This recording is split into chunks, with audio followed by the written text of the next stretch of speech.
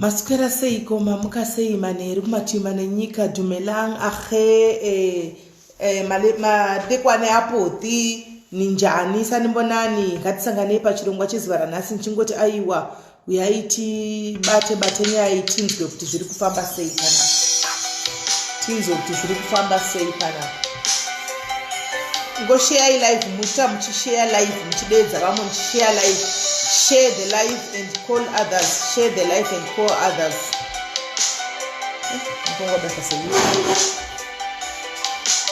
Your grace is sufficient. Your love is unconditional. You are our burden barrier. You are the breath of our lives. You are our trusted prophet. You are our weeping prophet. Nijamu yetire, neruda wakaiwo, wahanantipa. Nijamu yetire, neruda wakaiwo, wahanantipa. He is unmoved, unchanged, undefeated, powerful and pure. He is unmoved, unchanged, undefeated, powerful and pure.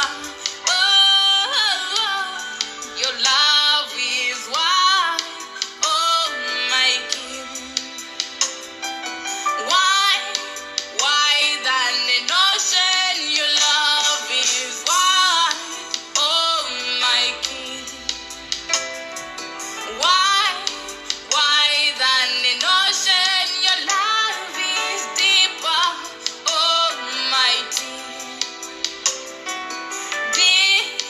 Deep than an ocean, Major. your love is deeper, my King.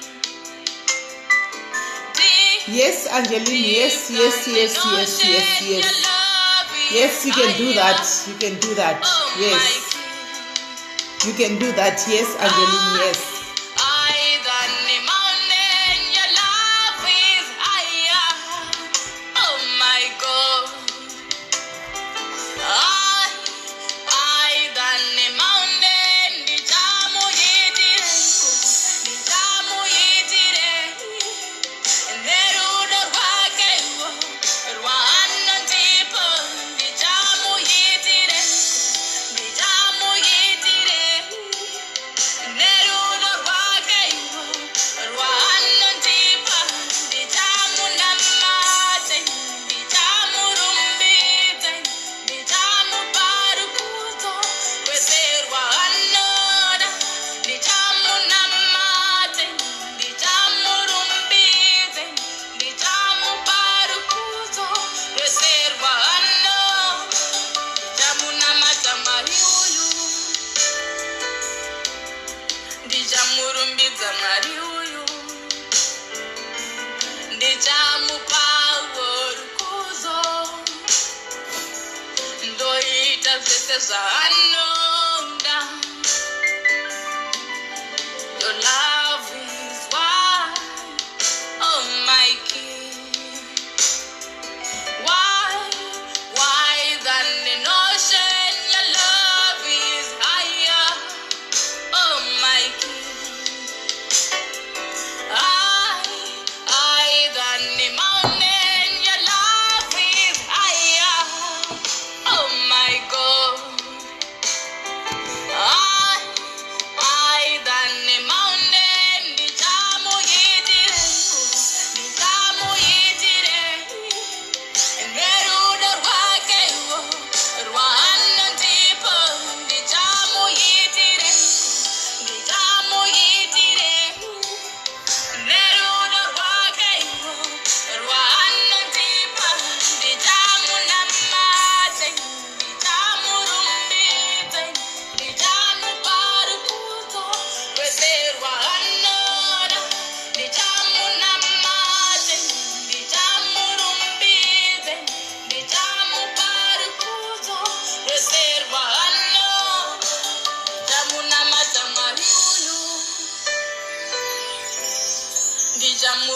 ndapedza mwari uyu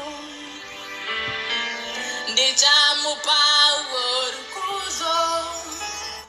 Right. Tamorosana guys, tamorosana.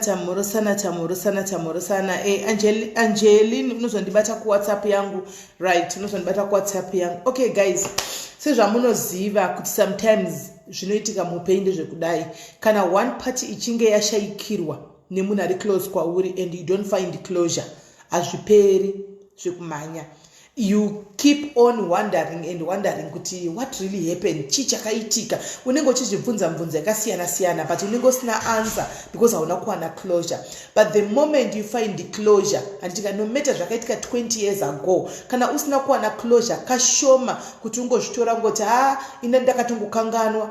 Vazhinji vedu vanoda closure kuti vanyatsovhara ronda rinenge riripo, especially uchinge washakirwa nemunhu akafanana nemwana kana murume kana mukadzi usiri kuziva kuti akashaika under what circumstances, right? Panogona kubuda mashoko akasiyana handiti maone kuti pamwe zvakadai so pamwe ndinhingi but mashoko anogona ngobuda but chokwadi checho chinenge chiripo, handiti chokwadi chinenge chiripo. As long as you don't find the truth, ucharamba uchingotenderera in circles, uchingofungira ugobata ugodai hazviperi. Andimaona saka nhasi taungana panapa guys, tauya nenyaya ya anzvadzi Tatenda Musonza. Anditika ndofunga makaona nyaya ndakaposta nezuro ndapuwa namai vaizitishoni ndishoni kanazviya let me check.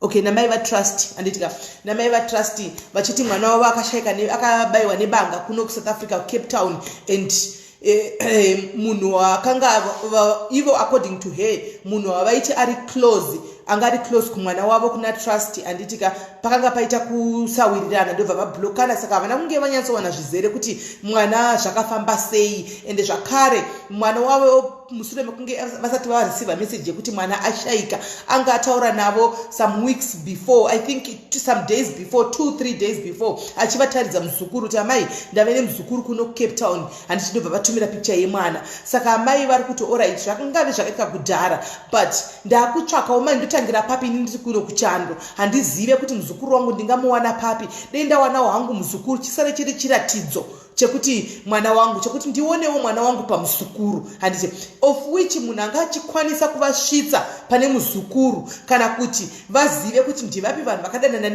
nemwana wavo panguva yokuti pazoita muzukuru aripo uyu ndiye mukomana anonzi hanzvadzi inonzi Tatenda Musonza wavanga vablokana naye mushure mekunge handizivi zvangu tichanzwa vose vanenge vari panapa nhasi kuti tinzwe chii chakazoita kuti hanzvadzi Musonza abloke mama handitimaona kusvika pakublokana kudaro. Saka panga pasina closure, muzukuru havana kuwana, mwana havasi kuziva kuti akashaika nei, angori mafunga ari kubuda, hapana munhu ane information chaiyo. Saka information yazoiwana nhasi, right? So mushure mekunge ndaposta nezuro, I managed to see hanzvadzi Tatenda ndobva ndava inboxira number and then ndobva tataurirana nhasi ndokundirondedzera zvakaitika. Handitimaona vandirondedzera zvakaitika ndobva ndati okay samaiwo vanga wabva kutaura neni vachiti handisi kundoita sendika no ndamuwana ndikutotaura naye Tatenda handitika but Tatenda ari kuti zita rake matosvibisa kudhara handitika but anyway pakaita miscommunication yekuti amai havachakwanisa kuita kusvikira uyu because vakablokana handimaona mukomana uyu. So mukomanawo kuti otsanangura kuna Tatenda hazvisina ngirikiri imwe yaya handitika. So tina amai vemushaiki nhasi handitika vatrust tina Tatenda Musonza pano nhasi kuti atsanangurire mai vemufi zvakaitika zvese kuti vayatsonzwisisa handitika vawane closure ende zvakare hanzvadzi Tatenda uyu ndiye munhu wavari kutotsvaga amai wavari kutoda kuti avasvitse handitika pane muzukuru wavadai kuti vari kutsvaga kuti vaonewo mufananidzo wemwana wavo pamuzukuru handika. So ndakwanisa kutaura nehanzvadzi Tatenda akati okay handina dambudziko sure ndinouyawo zita rangu ndoda kuti vakliyewo zita rangu nokuti vanhu vatofungwa kuti ndine ahand mukufa kwemwana wavo mukushaika kwemwana wavo of which hazvisirizvo paakatoshaika handisitoripowo handitimaona but achazotsanangura zvizere zviri pano but anyway ndichimukumbira saka unokwanisa kutibatsira kuti tisvike pane muzukuru akati no ndiri kushandira ndiri kumba nelockdown in I can help handika nditrace pese ndidzokere back to handimaona kusvikira tasvika pane muzukuru tiwane muzukuru amai vawane closure. Saka tavaunza pano pashow vese vari vaviri muzuva ranhasi kuti tinyatsonzwa kuti chii chakaitika handitika pakusheka kwakaita mukomana uyu anonzi Trust handiti ende zvakare chii amai vawane closure ende zvakare tingafamba nzira ipi kuti tikwanise kuwana muzukuru amai vemushayiki vazororewo mweya wavo vaone mwana wavo vanti akatishayika tichakwanise kumudzosa handiti asiwo vanokwanisa kuona chirangaridzo chemwana wavo pamuzukuru wavo. Antimaona mapictures andakasenda aya guys andakaposta munoyetsana kuti vanhu vai vakafanana mwana wavo nemuzukuru vakafanana zvisingatoiti anditimaona vakafanana zvokuti tichingoti zvakare anditika rest in peace Trust I think kwauri kokoka ungoriwo kunzvimbo iri nani anditika ende nhasi tinobvumidza guys kuti panapa amai kana vafunga kuvhura ronda ravo kuti vacheme mwana wavo zvakare panapa vachinzwa anzvadzi Tatenda achitsanangura anditika it's allowed anditika wandisiri kuzobvumira macomments ndeyachauya achishauda wandisiri kubvumira mumacomments ndeyachatuka because i2 parties dzauya dzatiri kuzama kuti dziregererane handiti dziunblockane vashandisane pamwe chete kuti patsvagwe muzukuru handitika amai kana vachizivawo pakukanganisa vachabvuma kukanganisa kwavo handitika Tatenda wachitaurawo paakabatikana napo kuti azobloka amai handiti mazviona kusvikira paita solution yekuti vawanewo muzukuru vakwanise kusapotawo muzukuru vakwanise kuziva kuti mwana wavo akasiyawo muzukuru panyika. Saka kana uri uya wemanegative comments kana uri uya wekutuka kana uri uya asina hake zvokuita panapa unozviti savage pana pasi pako woendapo kumvenge ndokunga kuzere mapost chaizvo ndatoona padho pane 1700 chaiwo asina kuaproviwa. You can go there moti madimiti aprovireyo mapost wotambira ikoko panoya vanhu vanenge vane nyaya dzavo vanenge vachida kupora vanenge vachitsvaga closure handitika vamwe vanenge vatsvaga pekuturira mutoro handitika vamwe vanenge vatsvaga kubatana zvakare munoziva kuti nhasi ranga risiri dei redu rekuti tikwanise kudi tiite malive but I had to come navo nhasi kuti tingoita tipedze because mangwana tine zvakare dzimwe mburi mbiri handimaona dzakaitawo kakunetsana zvokuti makakatanwa angari makakatanwa panga pane kusawirirana kwenguva yakareba asi I've managed to talk to both people both parties anditika vari kuuya pano mangwana saka tangochirega tite nhasi tidari dzichikamichi mangwana ava vazouyawo vachitsanangura futizve nyaya dzavo zvizere kuti chakaitika handitika patinenge tichitsiurana murudo handiti tiri vanhu tese venyama handiti tinokanganisa handitika hapana munhu anoti anzina ndikanganisa ndina kumbotadza kana family noti family kwedu tiri perfect handitika hakuna pano ndepekutsiurana nekubatanidzana nekuti tindire mberi tichifamba pasina magiraji pasina kuroyana pasina ruvengo pasina izvozvo handitika ndo zvatiri kuda kutiite. Saka mangwana zvakare stay tuned guys because inyaya inorwadza inyaya inobata asi handitika pakupedzisira tichange tine solution to this handitika right. Regai ndifonere hanzvadzi because pana ndichimufonera hanzvadzi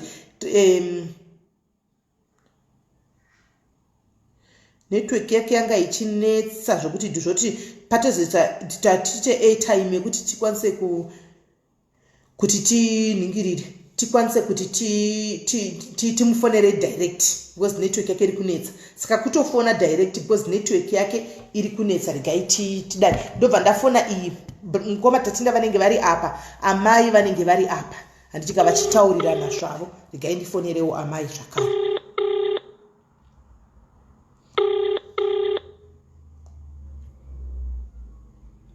Hanzvadzi Tatenda maswera sei?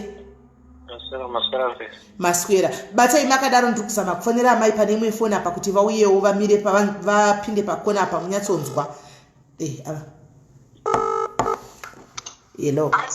hello mama muri sei?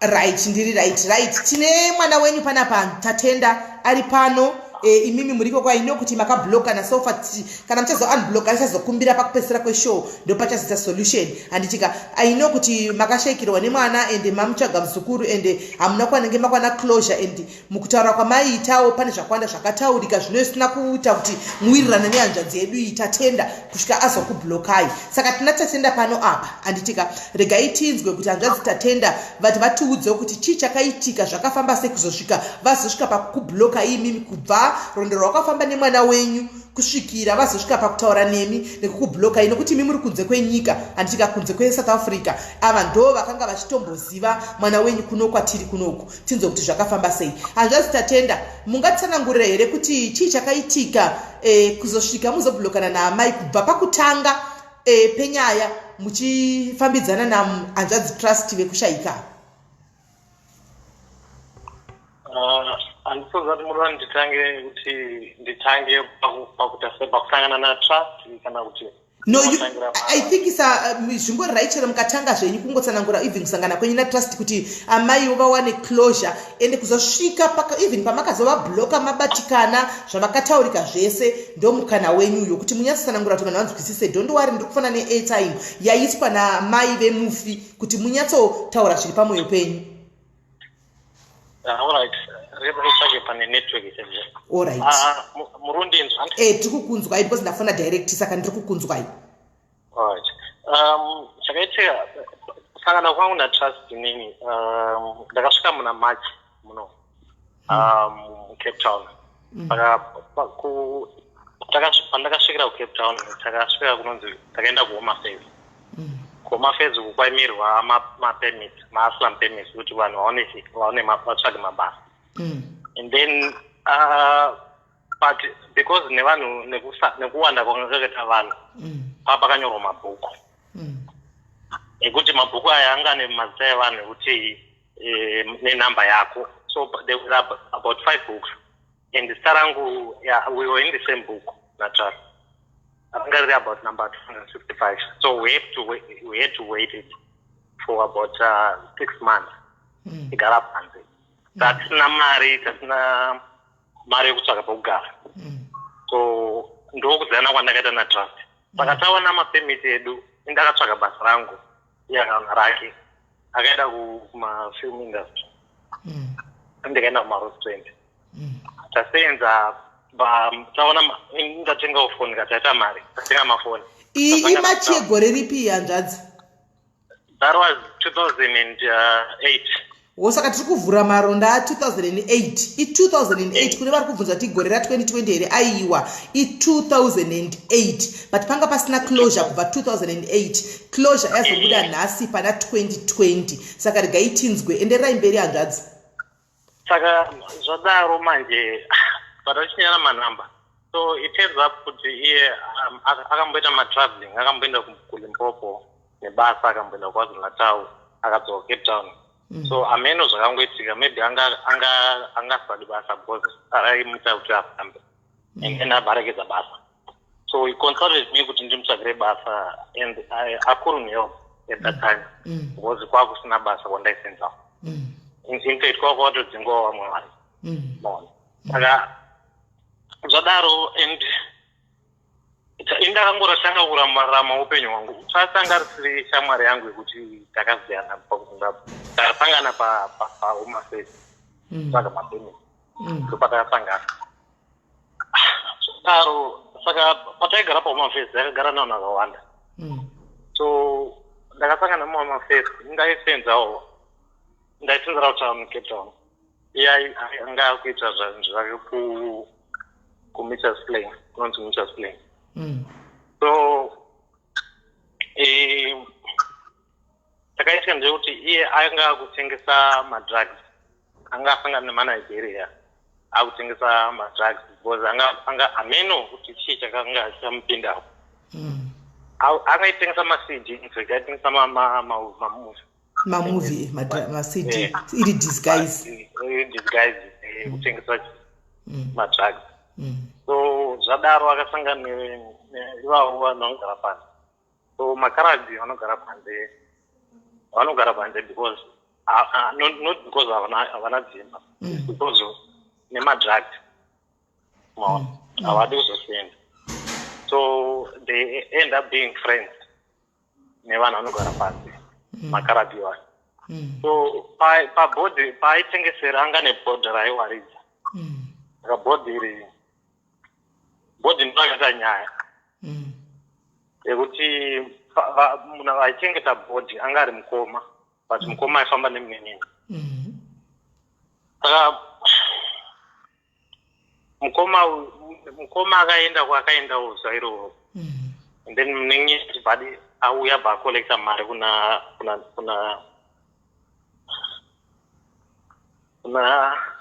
trust. So oza mari yacho yakafira trust ika. Akafira 5 rand ndo mari yakafira. 5 rand.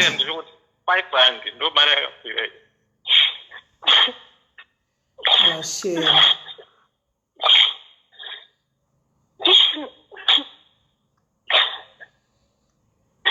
Oza zvadaro saka next day mukoma wacho akabva akudzoka manje pakudzoka kwemukoma manje ndiye akazobvunza uyu aifanira paakatora paipuwa mari aifanira kupuwa mari 10 rand vatrust akamupa 5 rand. Mukoma akubvunza trust kuti sei iwo wanipa 5 rand uyu munin'ina ndo akangobudisa screwdriver pabaya trust. Akambaya pazasi pechest pamoyo kuleft kuno. Akambaya pachest kumoyo paleft. All right.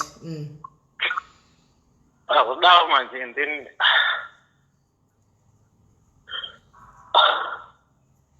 iye trust akatry kumhanya. Kwakuseri kure when I went there kumisha Spain kwacho. It was not far away from the hospital. So akatry kumhanya kuenda kuhospital but chakamudelay ndechekuti haifanira paakatanga kumira kumhanyira haifanira kukwira masteps.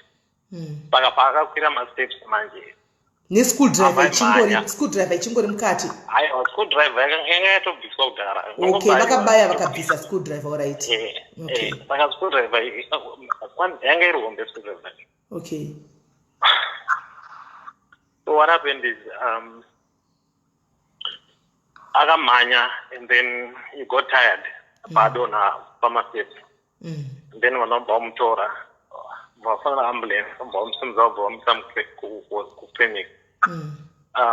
Upon arrival clinic zvinonzi anga ari mupenyu according kune vakomana veambulance vakanomutora because I had to consult with them. And then ameno doctor wacho I don't know if anga ari doctor, a professional doctor or I don't know because inini pandakanzi ndite identify board.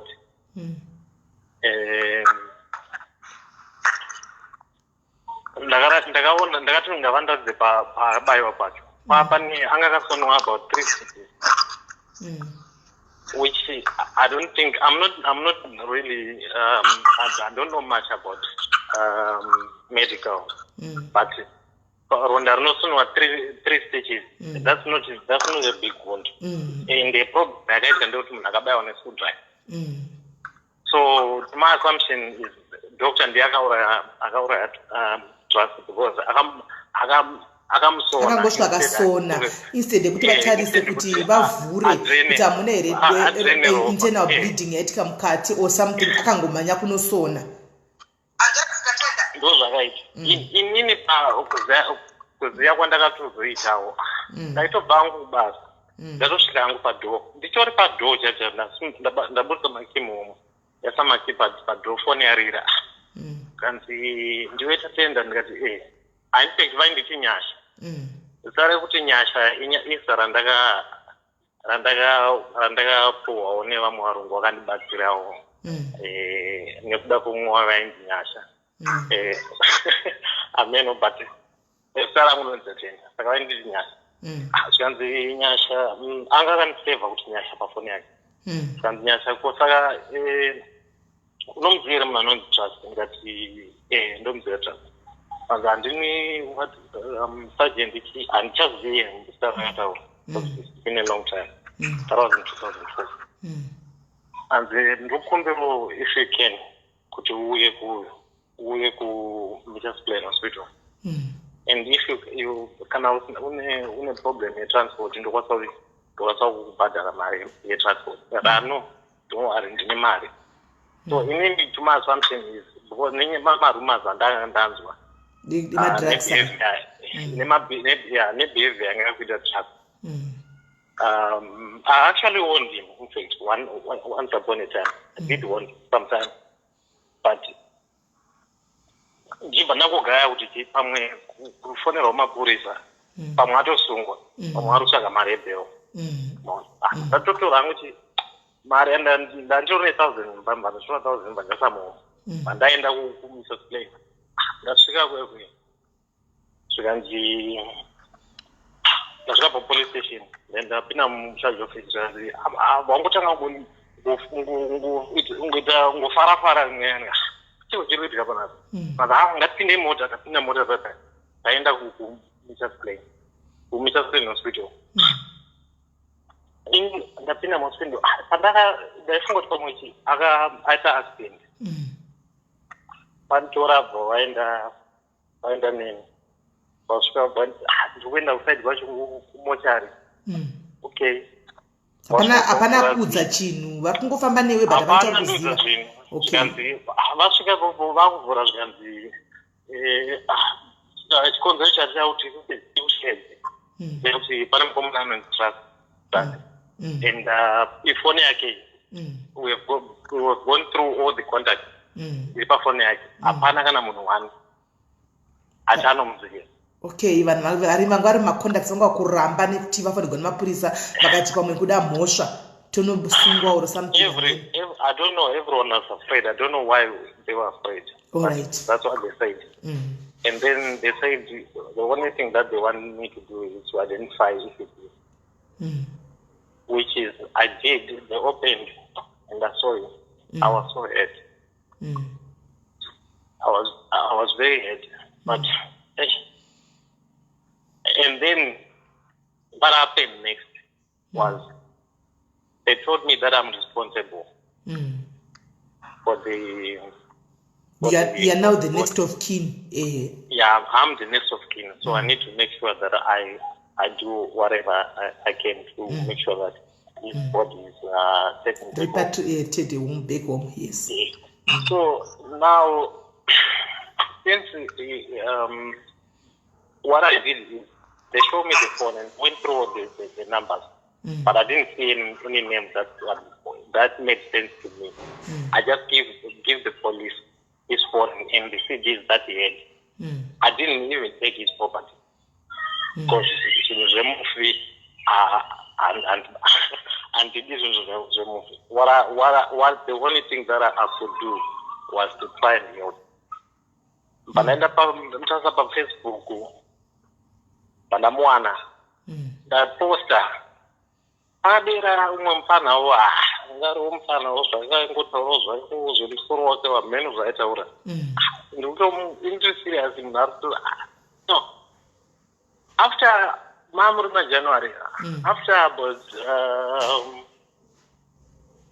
3 months muna April yeah ndopandakaona message I want to know.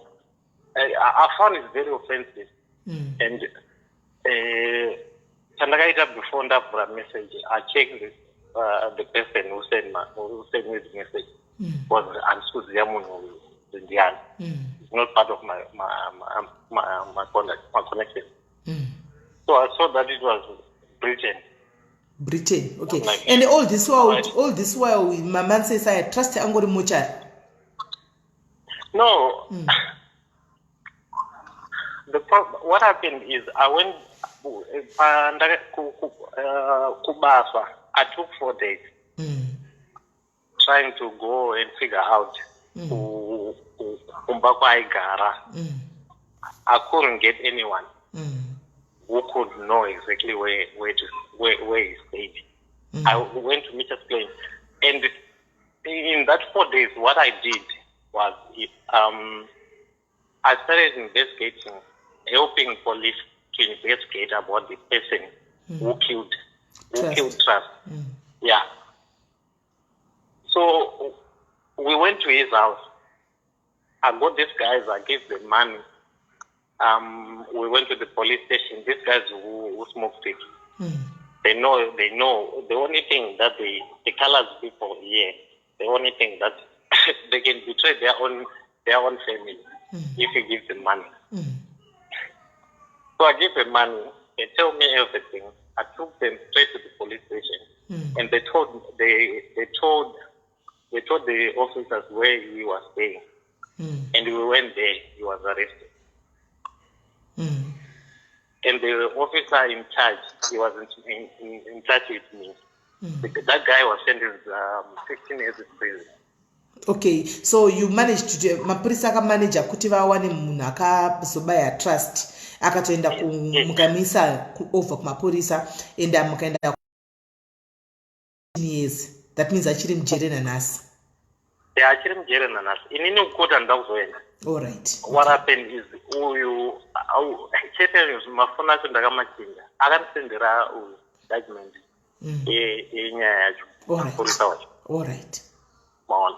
Okay. Paka zvadaro ndakaenda paFacebook in that process ndakaenda paFacebook ndikaposta ndakaona after 3 months ndikati my surprise is kuBritain kune zvese akungashekwa internet here kuBritain zvekuti munhu angaita 3 months munhu asina kana kumbotaridza kuti mwana wake ari kupi ndo hasha dzaka and the way she approached me. So I want to know how my son died. Like, in any way, I was responsible for his son. I should report every time when he gets home. So when he gets home and when he's not home and what happened. I wasn't part of that. The only duty that I have was to assist. I think the only mistake what I did was to say yes, I know him. If I didn't say I know him, I wouldn't have this conversation right now. So I don't know exactly if I answered your question. Okay, so after Vadaro, that's when you blocked the mother. No, I didn't block her. We chatted. I told her, but the only problem that I had is I didn't have no information from the mortuary. Because what they do is, when there's no one, 2 weeks, 3 weeks, they will take it and either they will burn it, they will burn the body, or you'll be buried by the prisoner. That's what they do. So, could you also block na mama chichakaitika? Block na mama ndakaona unhu wavo. Ndakashatirwa chakaitika ndio naye kuBritain imi munondiudza kuti kuBritain munhu angatadza kuwana data rekuenda paFacebook rekuti kubva muna January zvakaita musi 12 January I'm not mistaken January toti February toti March tobva tati April ende munhu ongotaura zvake casually like in someone in charge of everything. Like I was like, really? Okay. Saka ndo zvakazokuofenda kusvikira ubloke mama. Yeah. All right. Okay, right. Thank you very much Anzadzi Tatenda nekuti fambisa rwendo rwemukomana trust kusvikira pakazoshaya ipapapa. Right, on the other line tina mama regai tinzwe kuti mama pachavo vantaura kuti kuditsa tasvika pane nyaya yakazoita kuti mama vasende nyaya yavo handitika kuti tione tobatsirana sei ipapo. Mama maswera sei? Hello, Smeli ndaswera hangu maswera sei? Ndaswera, right. Ndofunga manzwa Anzadzi trust vachifamba nesurwendo rwa Anzadzi Tatenda achifamba nesurwendo rwa trust kusvikira pamakataudzana vachikuudzai kuti mwana shaika nemapindurano amakaita kusvikira azokublokai. Handizivi kuti pane here chimwe chamungada kubvunza kana kuti toenderera hedu mberi kusvikira pane chinangwa chamakaita kuti muzosvika pakunyora nyaya yenyu muchindipa. Yes, okay, Smeli tatanga ndoda kubvunza kuna Tatenda kuti soko rakabva nekuZimbabwe rakanga rasvika nani rekuti Tatenda trust yashaika. Handina kunyatsopanzwa ipapo foni iri kunetsa kutsvika. All right. Tatenda hanzi soko rakazosvika bva nekuZimbabwe rakanga rasvika nani kuZimbabwe kuti trust ashaika. rakaenda 29 January. Alright. Matakasheka musi wa 12 January handitika 29 ndo pakazosvika shoko kuZimbabwe. Hanzi shoko rakasvika nani? Shoko rakasvika zvakaitika ka pane handi trust akafa. Pakafa trust anga ane vanhu vangainavo, and although these people they refused kuti havamuzive vachifanirwa nemapurisa, they also tried to pass the message. Alright. Which I don't know kuti rakasvika nani. Inini what I did on my part was to post it on Facebook because I had access for internet at work. Okay, alright. Ndozvandakaita ini. Alright. Mama muri kunzwa here hanzi trust paka munoziva zvinoitika kuno kuSouth Africa kwatigere handizivi hangu. I'm not saying kuti ndikutora side but ndoda kungo mama ari kuBritain handitika tingokudzai magariro atinoita kunoku handiti especially kana paita involvement yenyaya dzinenge dzekuti umwe mwana akuita zvemadrugs kana kuti chikana even pasina zvemadrugs.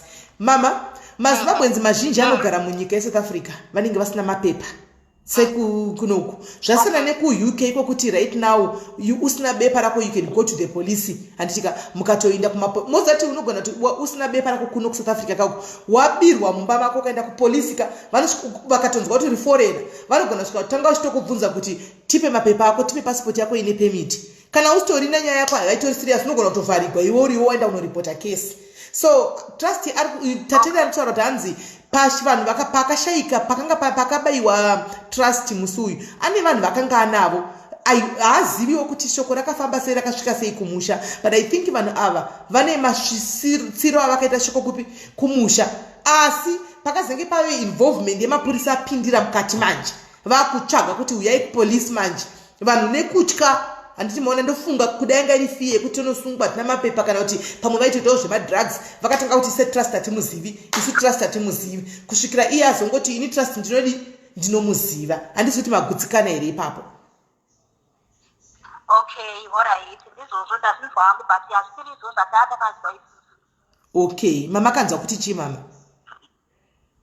Isusu takanzwa kuti Tatenda akasvitsa shoko mai vake here hanzvadzi yake, saka hanzvadzi yake yakazondotsvaga vatsate baba through kuregistry here, kuregistry kwekwe ndo vakazovabata ndokwakazova neshoko kuregistry. Ini ndakatozoziviswawo nevanhu vaive kumusha vachiti shoko varinzwa from the registry kwanzi Tatenda ndiye akasvitsa shoko, ende panguva iyoyo nhamba dzangu dzandaitaura nadzo naTatenda idzodzo nhamba ndakadzipiwa kubva kuZimbabwe, handina kupiwa naTatenda.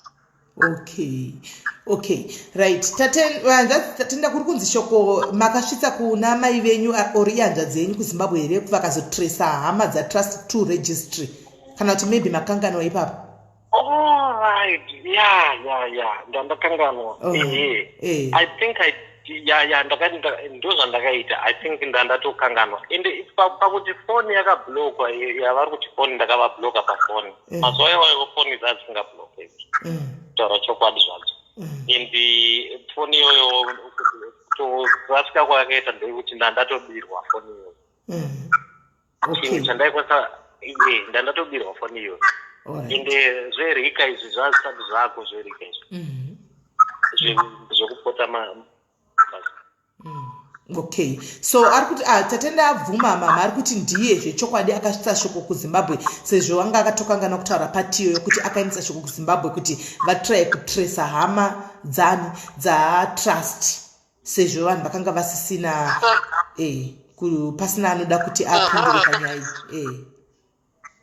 Exactly, ndizvozvo chaizvo. Saka ndofunga Tatenda paari kutaura kuti foni yake yakanga yarasika kana kuti yanga yabiwa ndizvozvo, because vana baba vevana vangu vaitofona pafoni iyoyo ichiinda pavoicemail vachisiya mamessage kuti tidairo ingoti kuti ndepapi pacho kuCape Town ukata zvako tidaiyewo utiudze kuti ndepapi pacho kuCape Town ukata zvako I'm sure ndo time yacho yanga akarasa foni iyoyo saka zviri kuenderana nazvo na alright I'm glad kuti at least we are on the same page tiri kuwirirana tese saka vari kuti hanzi vana baba vemwana vakazenge vofonera trust but apparently hanzi Tatenda hanzi Tatenda anga arasa abirwa foni yake saka mafoni anga asingasapindi vongosiya mameseji but uyo anga atobirwa foni kuno South Africa kunototi chibuda pagedhe apa unogona ngotorerwa foni yako pagedhe rako unototorerwa foni kune vanogara kuno kuvanozviziva handitika right saka ndo pari kuti ndandisisina foni ava vekumushawo manje vanenge vasingazivi life dzatinorarama kuno na South Africa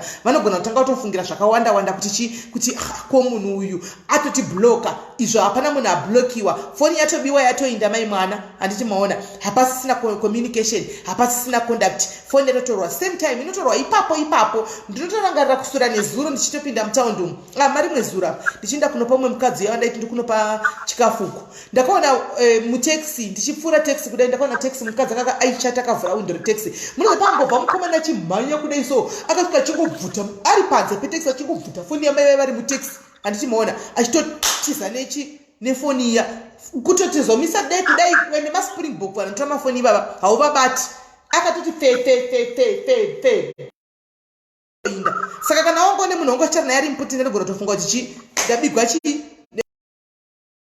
communication apa hapachina handimaona right saka trust akazochengetwa musi wani naye mama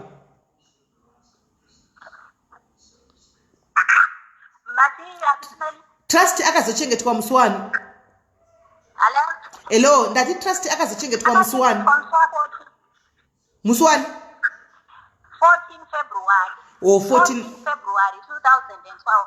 Okay, 14 February same year ipapo ashaika musi wa 6 akazo aiwa akashaika last team akashaika mwedzi upi mati February akashaika musi wa is it 12 January kana kuti 7 January okay 12 January akazochengetwa muna February right mama anzadzi Tatenda takuinda panyamaini nyaya yatinayo nhasi muzivara nhasi I hope mama wana closure handiti because it's important kune vari kubvunza kuti who says who akafonera uyu ndiani mama vari kutsvaga closure ndimai vemwana vanenge vachida closure saka I hope closure vanyatsonzwisisa zvakaitika kuti zvakafamba sekuti aiwa munhu akatobaya mwana wavo trust nebanga neschool driver atori mujere kutaura kunoku akapuwa 15 years anga ari makaradi vachirwira 5 rand handimaona ndoyo akabayirwa handimaona uyu akazongofonerwawo mushure mekunge maonekwa contact vamwe vese vari muvaive mucontact yatrust varamba achifanirwa nemapurisa kuti hatimuzivi uyu ndo pakati ndinomuziva ndokuzoinda ndobva anzi identifier board ndokuidentifier board handichimaona saka hasiri yakauraya trust atori muchitokisi kutaura kudai munhu wemunhu muSouth African mukaradi kuCape Town kwavo kukoko handimaona anotori mujeri akapuwa 15 years right toenda panyaya tichitsa pano muzivara nhasi handiti anzadzi Tatenda amai vauya panapa vari kutsvakawo muzukuru wavo nokuti vari kuti before trust asati adisappear asati ashayika kuti vasitadza kutaura naye akanga ambovataridza picture achiti uyu ndiye mwana wangu ndiye muzukuru uyu but the next time yavakazenge vachifunga kuti vataurira trust pakazonge pakufona iwe vakazenge vakutaura newe rwave nyaya yerufu havana kuzenge vakwanisa kuziva kuti mwana ari papi mai vemwana vari papi muzukuru ari papi inove nyaya iri kuvadya makore ose aya vari kuda kungoti vabatsirwe kutsvakawo pane muzukuru wavo kuti titeze kuti muzukuru ari papi chiite chirangaridzo chekutiwo mwana wangu trust akasiyawo muzukuru kana vachiita connection kana kuti nemuroora kana kuti nemuzukuru wavo voita zvino amai vari kubritain sekuziva kwaunoita vakutotsvaka dawo help yako iwe kuti tikwanise kuita sei vakwanise kuti vakondaktane nemuzukuru wavo muzukuru ndofunga tove kuma7-8 years gore rino handichimaona hatoziviwo mbuya vake haazivi hama dzake handichimaona hatitozivi kuti muzukuru ndewe muno here kana kuti musikana anga rokuZimbabwe no one knows amai vari kukumbirawo kuti zvinoitawo here kuti undibatsirewo ndikwanise kutresa muzukuru wangu kuti ndiitewo communication nemuzukuru wangu Yeah, handioni pane chakaita chekuvabatsira. Ndokwanisa kuvabatsira kutsvaga muzukuru wavo. But it's a very hard task at end because ndofana kutsvaga vanhu vese vatakagara navo vanoziva mamovement ake. Because inini pachi zvangu ndasingatomboziva kuti anga ane mwana. Dai ndaiziva kuti anga ane mwana I would have consulted with them kuna mai vake, kuna mai vemwana. Okay. Which is part of my phone calls, contacts vanga varipo, maybe vanga varipo. Amen. But since ndisina kutora phone, handizive kumita friend kuti vanhu vachiri nayo property yake kana they've already dissolved it. All right. Because it's been long. Okay, mama, toda kuita zvinhu zvinoita kuti mangwana even pamunosangana natatenda mukafunga kuti muzukuru wenyu mamwana anditi maflyer kuya kuno kuAfrica kuti muzoti munonona muzukuru wenyu ka imimi natatenda muchisangana mufarirane paairport muchinda mose kunona muzukuru wenyu pane pa diki tanga tangojambira zvedu pakuti muri mama munogona ngotigadzirisei tatenda mwana wenyu anditika pane andiziti paripo here pamuri kuona wemi pamusina kutaura pamunoda kusvitsa shoko kuna anzazi tatenda kuti akwanise chero muchizosangana rimwe zuva muchiya kuzona muzukuru wenyu mufambidzane zvakanaka. Okay. Tatenda wakateerera ari kundinzwa here? Ari kukunzwai. Ndikukunzwai. But ndikukunzwai kure. Neurombo nenguva yawakasangana nayo uchishayikirwa neshamwari yako ndanzwa uchichema ndanzwa kubatisana zvikuru saka ndinokumbirawo kana ndakatadza kutaura newe ndakataura newe nehasha undiregererewo ndiri mai vako handiitika where am I? So ndokumbirawo regerero nehasha ndakaita hasha shungu dzangu dzanga dziri pakuti ndaikwanisa kubatsira but ndashaya kuti anondibatsira panguva iyoyo, which is I took it so wrong kuti nditaure zvinhu zvakadaropo ndite even ndikubloke paFacebook besides kuti foni yakazobiwa paFacebook ndakanga ndakubloka, which is I'm really sorry for that. Alright, Tatenda ndazvinzwa. Saka ndizvozvo tochingotangira ipapa napa pese totendawo pano paplatform yatapiwa Sis Melly's Diaries nevese vari kusigira vakateerera tichivatendawo. Handitika inini kubvira musi wekutanga handina kumbofungira kuti iwewe Tatenda ungange uine chekuita neshamwari yako. I never suspected you. Ugari wakazviziva izvozvo. Aiwa handinombobvira ndakufungira kuti une chekuita nekufa kweshamwari yako. Hazvisiri izvoba. Dzimwe ihashawo dzinongoikawo semunhu ndaichemawo ndakafirwawo ndakatouyawo Cape Town kairi ndichiona pakavigwa shamwari yako ndikadzoka ndikazouya ndikaisa dombo. Saka I hope next time pandinouda ndinenge ndiinewe. Handitika okay, anditomboziva kuti akavigwa futi because inini ndakatoita problem yekuti kubasa murungu anga kuti ndakatora 4 days but ndakazotora dziri dzato 5 and murungu akatonivangu next week wasara kubasa chete uchifokasa kumunhu wako ndokudzinga basa. Saka ndosaka ndisingatomboziva. I would love to anouya kuti tiende sese tinoona panguva rake. That's great. Right. Anyway guys, pakupedzisira kwegame redu marizviona kuti tafara, ndinofara chaizvo, ndanzwa kuzvidukupisa mufunge nokuti panga pakaita kublokana. Anzanzi Tatenda uzo unblocka mama handiti sezvo maregererana. Alright, ato unblocka zvake mama wo vakugona kukumbirawo ruregerero vakati ndaichema panguva iyoyo and handina kumboti hangu wanga waone chekuita nekushaka kwemwana but ndaya ndiri mugrieving process kuvhunduka mazati kungoti right now ndigere pano izvo zvisondongodzwa kuti mwana atobayiwa nebanga. Sometimes you react zvokuti unogona vana nokushaya kuti kwamai ava chiri kufamba sei handimaona wozozvifunga pave paya pamwe munhu wandiri kutoisira blame atondibloka tichataura kuchina, but I'm just happy kuti after 11 years these two parties they've managed kukumbirana ruregero. Amai vakati aiwa I'm very sorry, ufunge nekutaura kwandakaita newe, and I did not say kuti wakauraya mwana, and I'm very sorry I was rude pakutaura newe. And just Tatenda wakati aiwa mama muri amai ndino gamuchirawo neni ruregero rwenyu, neniwo I'm very sorry kuti ndakabatikana kuti chokwadi mungataura muchidaro muchiziva kuti inini handitorinawo neukama nemi, ndaingoriwo munhu aizivana natrust. Saka imhosva here kuti ndakanga ndabvuma kumapurisa kuti ndinoziva trust kuti ndikwanise kuti ndibatsire kuti trust mumwe wedu akwanise kuti azikane kuti ari kubva papi. Saka both parties at least there is peace now. Amai vari kuti vakazouya kuno South Africa vakaona pakavigwa mwana zvakare vakatozodzoka kechi2 vachisa dombo. Handitika sekwirirana kwavari kuita vari kuti pavanodzoka kechi3 vachange vaina trust. Tatenda haasi kuzivawo pakatovirigwawo shamwari yake. Saka pachadzoka amai kechi3 vachafambidzana natatenda vachinotaridzawo pakavigwa shamwari yake Tatenda. Right, takuenda panyaya yemwana. Amai muzukuru wenyu uyu muchine foni here yakanga iri kumapurisa iya? Inini hadzana chandikawana kubva kune the late trust, hapana chandinacho, kana kubva kuchitupa chaiko kana chikwama chake hapana chatikaona. Ko vari kumusha vakauya kunokwa amukwanise kubvunza here kuti line kana kuti ringave foni iyoyi havachinayo here? Because that can be the first conduct. Obviously maive mwana vaivemo munhingirikiri mufoni imo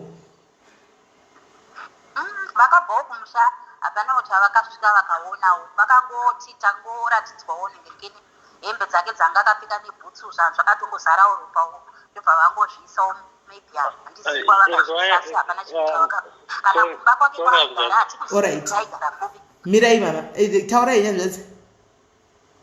Chinoitika ndechekuti panoitika especially munhu akaita nguva pasina munhu anomuziva ari kuti ari kumuziva, vanhu they become reluctant paproperty yake.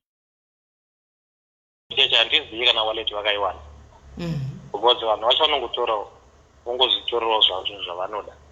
Saka kana zvekuti foni yacho iyo foni cheche ndakaisiya maoko mapurisa, madetective acho handisaziva hangu mazita avo, but pamitchers Plain police station if pavanouya we can go and consult and trace that what happened.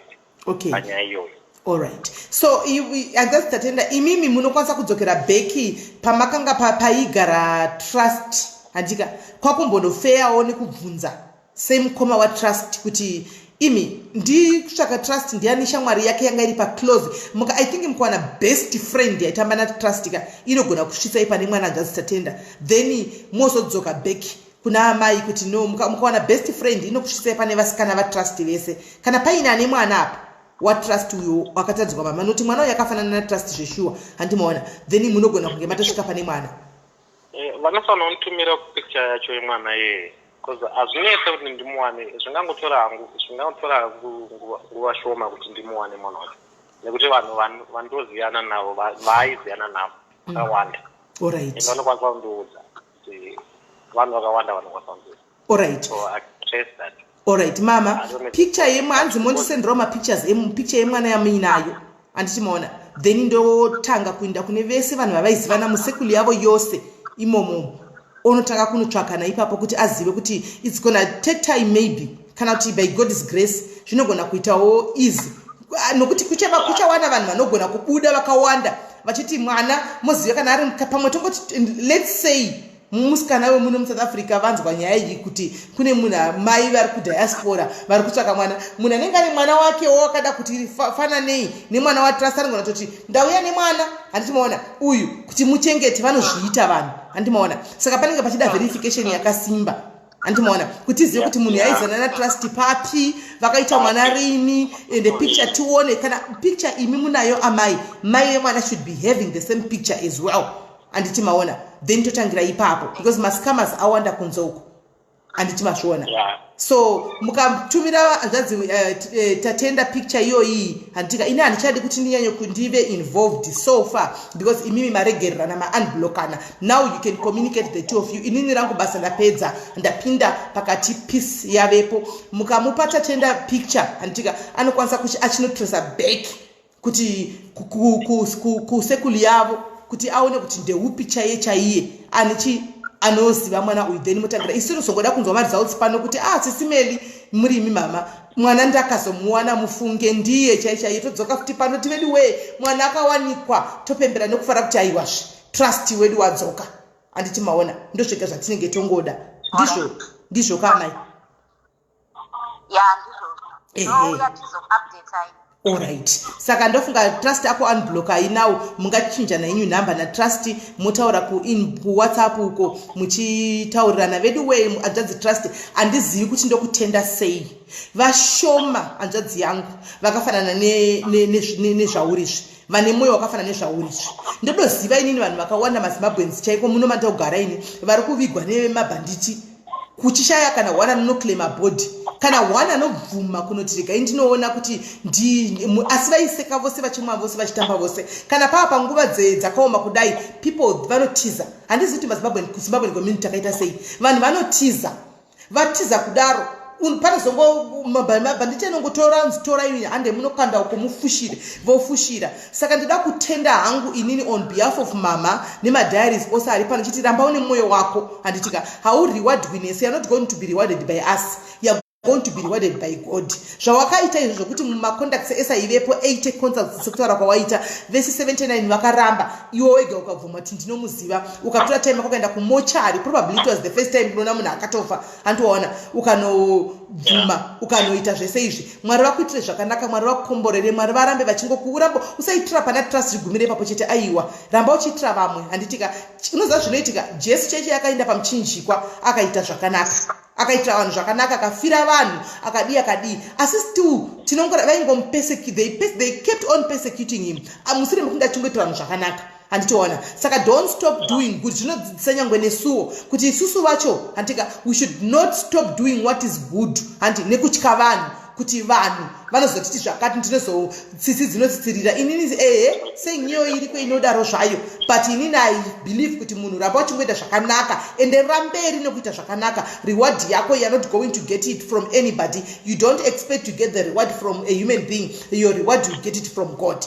Hanimona isu tiri pamalive kudai so panapa tichita malive iwaya unotoona mumwe anotoyashita tanze matangara vaita vanga vachitonganya vari biased vaenda kuside kwaningi dei vadai aufu wakafadza munhu hausi Mwari hatisi mari haugone kufadza munhu wese pano panyika hazvigoneki handitiona hatisi mari chinongodiwa nemunhu wese imari asi does it mean kuti we stop doing good because kune just a handful of people vari kuti zvamakuita makoniwa dei vazodai vamwe vachiti good vamwe voti bad vamwe voti good vamwe voti wrong no unongoignore and you do zvaunongoona kuti iwewe zvingorichi zvakangonaka handitika saka ramba uine chidzidzo chako icho ndimai vako ava handitika fambai mose mutsvake mwana weshamwari yako uyu mwana wako kana newewo ndaona uine mwana kuprofile picture yako kufacebook uko mwana wako zvakare so that mai vawane peace vachiziva kuti aiwa trust baba vemwana vakainda asi pane mwana aripo zvake handitiona kuti ndotaurawo nemwana wangu kana vachizokontinyawo nemwana kuti voita sei maplans zvava zvavo kufamily kwavo asi iwewo unenge wadiwo unenge waitawo pako paunenge wasvikawo saitwa sekudaro aiwa ndinotenda. Thank you very much my brother, may God bless you. Alright, bye mama. Ndinoda kutenda iwo zvakare nekuti mabvuma kuzvininipisa panapa mabvuma kuyawo mukataura kuti aiwa vashoma wedre kuti sorry runetsa vanhu vakawanda mama mufunge chero vanhu sometimes ndinogara ndishaura kuti even if you are right there is nothing wrong in saying I'm sorry uchiziva kuti just for the sake of peace. Hanimona wedre kuti sorry rinonetsa kuburitsa ofuchi vakawanda kungonzwa kuti sorry chero denda ndakabhipa kuenda mudenga kungonzi sorry ndatodzikama handimona so ndinoda kutendai kuti maitawo samai chaiwo mukauyawo pano mukamuna kuti haiwa nyaya yangu mauya pano mukaita samai mukati aiwa sorry mwanangu uri mwana wangu iwe handitika mashoko andakataura mukuchemawo handiti chindiregererawo chatibatsira nditsvake mumwe muzukuru uyu mwana uyu tikwanise kutitangire ipapo mwana adi auye. Saka for that amai ndoda kukutendai kuti muri kutsvaga memory yemwana wenyu handitika maita saamai. Kune vamwe ana mai nhini chaivo chaivo kuti unotonyara kuti ndi amai handiti maona asi mazvininipisa mazvidukupisa. Saka ndinongotiwo Mwari akuitirei zvakanaka zvakare. Mwari nevangu kutungamirirai kuti mukurumidze kusangana nemuzukuru wenyu tigozodzoka pano tichipembera kuti aiwa muzukuru adi muzukuru akawanikwa handiti akuzivana nehama dzake handiti mazviona kuti zvifamba. Hatingamboti munokanganwa trust. Aiwa trust muzukuru will never replace trust, but muzukuru anenge achingoriwo memory yani yatrust kuti paive natrust handiti maona. So tinokutendai mama, thank you very much and God bless you. Alright, Sis Melly, notenda mese mama katenda neMrs Melly ndotenda chaizvo. Ndokumbira hangu kuti kana pane vanhu vanga vachiri kutuka paplatform nekuenda kuma-inbox kwatatenda varege kudaro kana kuuya kwandiri vachinditukawo ngazvichipera because isusu panapa we've made peace. Yeah. Ndokumbirawo zve kana zvichiita kuti mozotibvisirawo post Sis Melly. Alright, no problem. Zvakubatsira futi handizivi zvangu handisi kuona ndipinila live. Pane shamwari dzakawanda dzakadzidza natrust kuZimbabwe kuma-high school vakatozozivawo nezivo rokuti akashayika. Ndinovatenda fani nesapoti yavanga vachidiva. I think I saw more than 10 of them vanotomuziva first name yake, second name yake nesurname yake.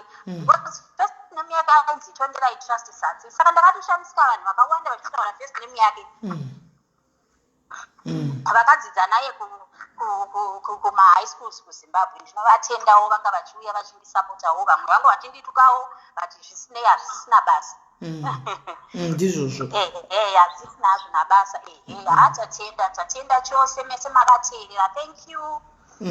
Alright, thank you mama. Since Tatenda hasiri haiti saka ine hasiri haiti ndinonzi Doreen Masiya kana kuti Doreen Shiri. My Facebook account is Manyoni Mabeds. Saka hapasisina chokuita haitika takungobuda pachena tese. Ndizvozvo. Aiwa tinokutendai amai. Thank you very much. Alright, Sis Melly, aminokana pane vandoda kuzobvunzawo. Handifungi kuti pane chimwe chingada kubvunza. Tikatoda kukanganisa show yedu yanga yapera zvakanaka, tikada kuti tibvunze vanhu mibvunzo. Vanobvunza chi? Nyaya yatsananguka zvakanaka zvaita, hapasina nyaya.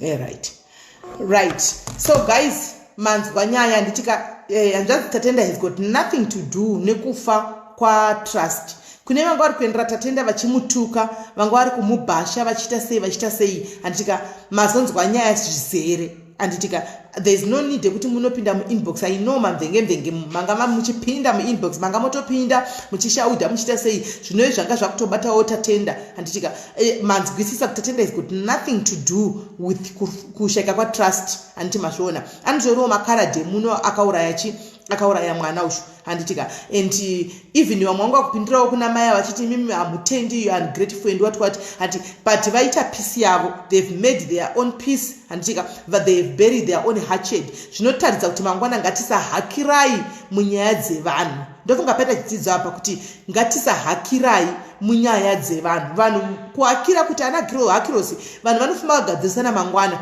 imi munosara mamira pamhene. Chionai kuti vagadzirisana nhasi handitika ivo peace yatovepo, vakutotaudzana vakutowirirana. Imi makanga maenda kuinbox kwamama, vamwe makaenda kuinbox kwaTatenda mukanotuka, mamira papi izvozvi hapachina. Totenda zvakare nevanzi nevanodzidzi vakadzidzana natrust vakanga vachienda kuinbox kwamama vanga vasingazota takatoshayika vachinoisawo macondolences avo handitika tinoda kutendai nesapoti yamuri kupawo mama. Zvinhu hazvina kuitika zvazvo iko zvino zvatove nemakore zvaitika but vakawanda hanzi vanga vasiri kutoziva handiti maona kuti trust aripi. Vakatozoona papost yatakakanda padiaries nesuro kuti aiwa trust is no more, trust akashayika handitika. Saka guys toda kutendai guys chiti Mwari vakuitirai zvakanaka handitika Mwari vakuropafadzei.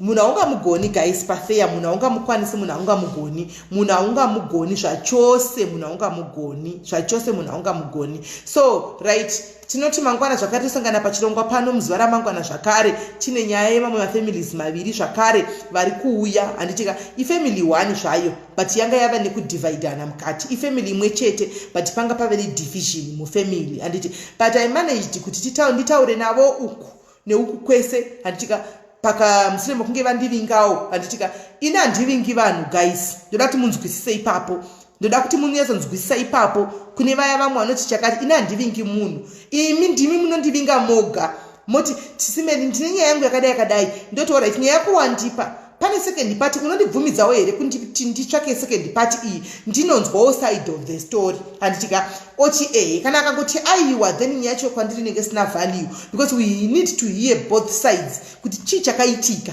handitika so vakanditendera vakati aiwa endai munonzwa handiti kune rimwe bato refamily kuti nyaya iyi zveshuwa matauriro avakaitawo ndichiindawo kune rimwe bato remufamily nyaya yakasva yakonfemewa handitika but nyaya yacho handingati hangu yakaoma because vachazongogadzirisana zvavo handiti maona mangwana sezvo pachabuda zvakawanda pakadii handitika mangwana acho asi chatiri kungoda isolution at the end of the life handitika kuti vanhu vadzokedzana pamwe chete mhuri yamira yaita mhuri handiti kune vaya vaiti vanozoti Sis Melly vanofamba chitsvaka nyaya dzakada ini ndinongoti kana une nyaya yako uya nayo tibatsirane kana tichigona kuibatsira kana tisingagoni kuibatsira aiwa ndinongokudza kuti iyi inenge iri complicated iri tricky handiti mazviona handikwanisi kana ndichigona ndigona ngodiwo kuti reka titrayewo kana chabudawo musarudzowo ndizvozvo saka ini handitsvaki ndinotovingwa handitika ndakaona vamwe vakanga votondivinga muinbox vachindituka mazuva nation handitika vemunin'ina wangu vekwasuva kuti Sis Melly mimi makanganisa mungadi makaenda kuinbox kwasuva makanitaura naye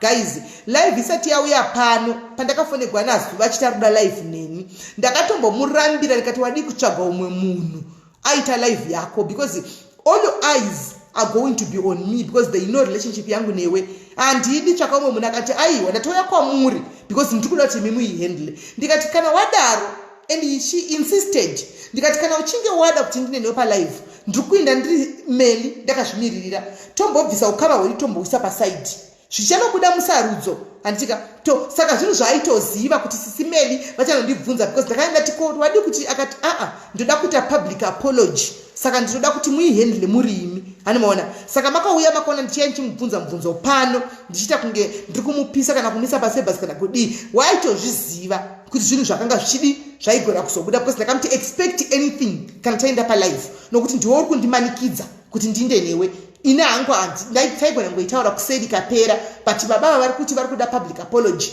handitika saka iwe uri kuti ini ndihandle nyaya yako saka ini tangonomira ndakazvimiririra handitika akabvuma saka mazuva nation please next time tanga maenda kunobvunza celebrity yenyu kuti ko Sis Melly okuzadzikisai okudzai zvizere musati mauya kuinbox kwangu kuti muzondituka kuti makanga makadi kutaura naziva kusaidi makaisa munhu under the bus and what not aitozviziva kuti it was bound to happen kana tichinge tauya pano handitika saka ndozviripo handiti so guys ndokutendai hanzi time yamangwana live na3 mangwana live edinotanga na3 maskati guys kune vakawanda varoda kuya nenyaya dzavo guys vakawanda mundiregererewo guys kune vamwe vandakanga ndatipromisa kuti chete live nemande hatina kuita nezuro koita vamwe vakanga vari kutofunga vamwe Sis Melly vakuignora nyaya dzedu dzipinde guys tinochadzipinza guys mondiregererawo muchauya mose handika muchauya but tichida kuti tichimbotanga nenyaya dzeidzi dzinenge dzichipisa dzekuti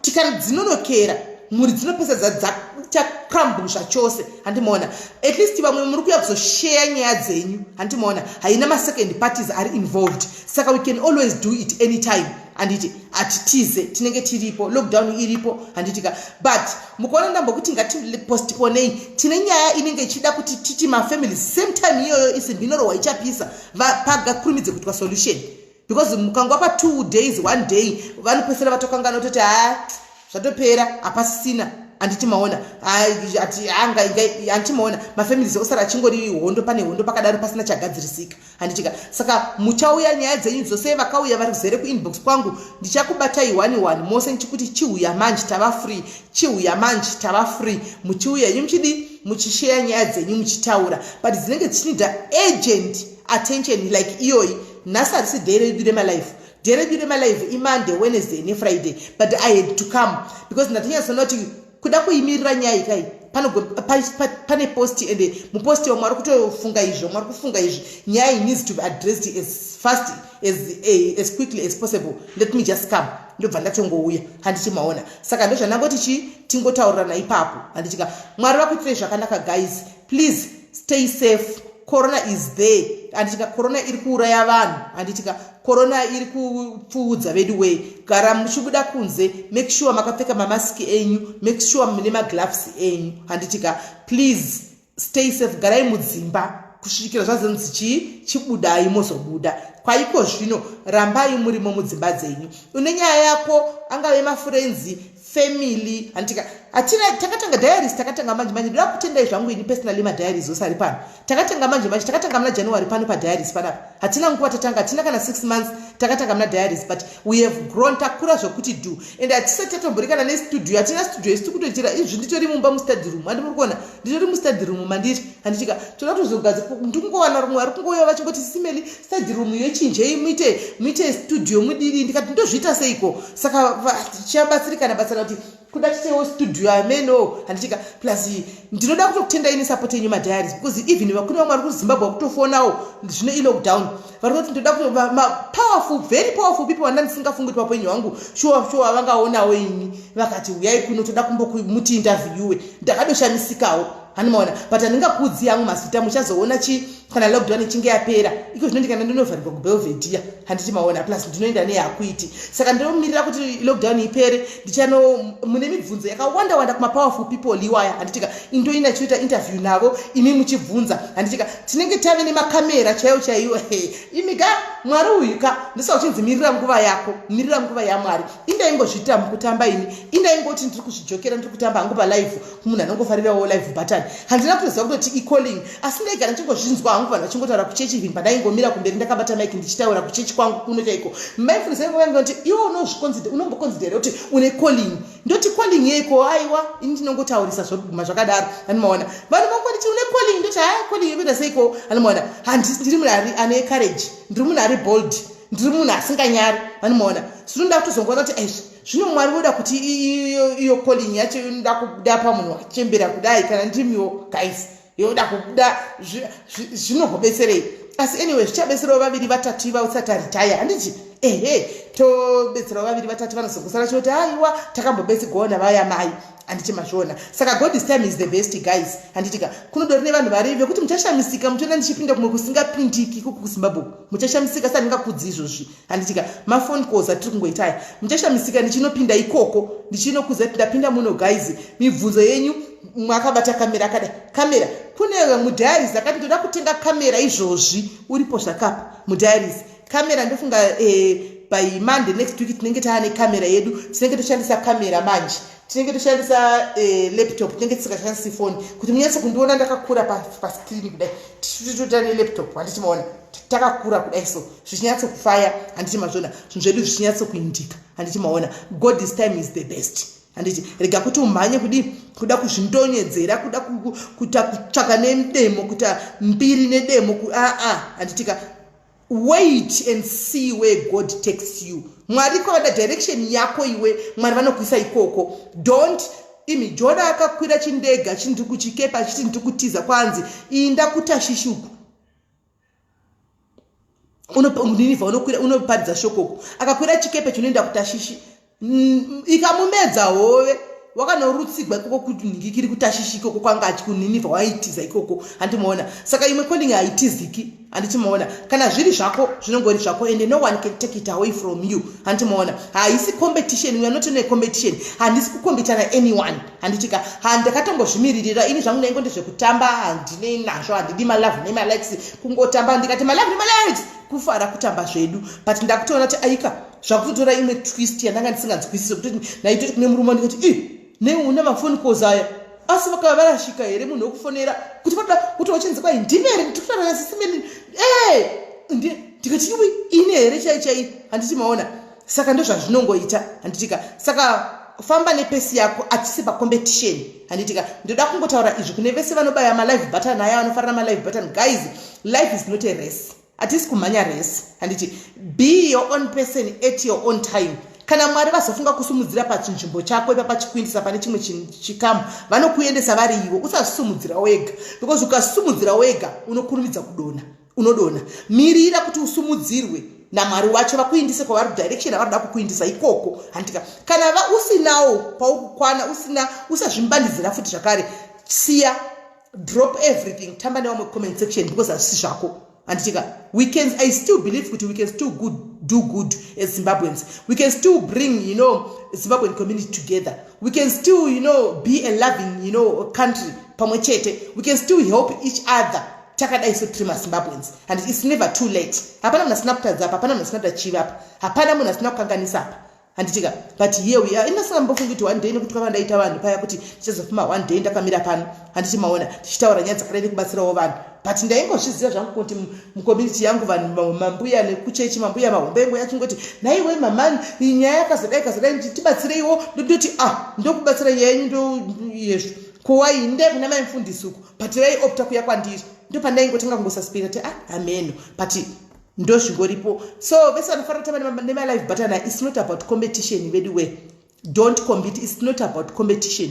Kutsikana nevanhu vako ivavo vanenge varipo muchiteerera as long as zvamuri kuita zviri productive, as long as zvamuri kuita zvisinga offend mwepo ende hatibvumei kutsiurika vanofanira kutamba nemalife button aya patinokanganisawo ivo vanhu ivava vanenge vari pano ndo vanhu vanotisumudza ndo vanotiwisa zvakare. Handiti maona kana vatitauraiwa pamakanganisa just take it gadzirisa and you move forward. Handitika not kuti ndinoziva zvese, hakuna munhu anoziva zvese, tiri vanhu. Handitika saka ndozvandangotaura muzuva ranhasi. Mwari vakuitire zvakanaka guys, ndinokudai mose. God bless you. Tosangana muchikamu chinotevera mangwana. Thank you.